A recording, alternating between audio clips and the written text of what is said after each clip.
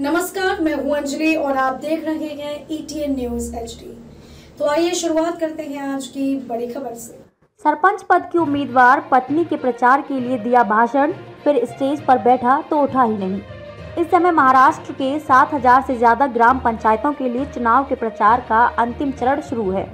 ऐसे में लातूर जिले के मुरूड में प्रचार के दौरान एक दर्दनाक हादसा सामने आया है। एक शख्स की पत्नी सरपंच पद की उम्मीदवार है। उन्होंने अपनी पत्नी के पक्ष में प्रचार सभा को संबोधित किया। इसके बाद जैसे ही वे कुर्सी पर जाकर बैठे कि अचानक उन्हें हार्ट अटैक आया और उनकी स्टेज पर ही मौत हो गई।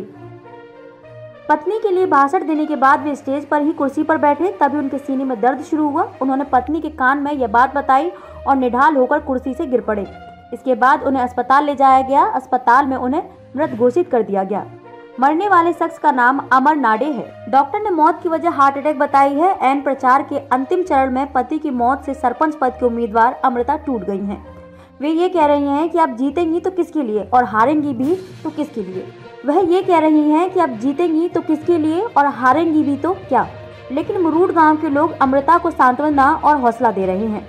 अमर नाडे पूरे 25 मिनट तक भाषण दिया और मतदाताओं से अपनी पत्नी के पक्ष में वोट देने की अपील की। इसके बाद सामने बैठे श्रोताओं को हाथ जोड़कर धन्यवाद देते हुए स्टेज पर रखी खाली कुर्सी पर जाकर बैठ गए।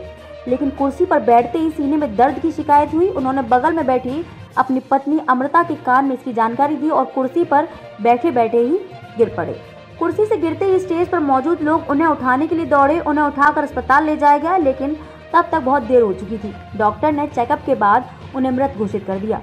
उनकी मौत की खबर थोड़ी ही देर में पूरे मुरूड गांव और लातूर जिले तक फैल गई। वे अपनी पत्नी अमृता के अलावा एक बेटा और बेटी को छोड़कर गए हैं।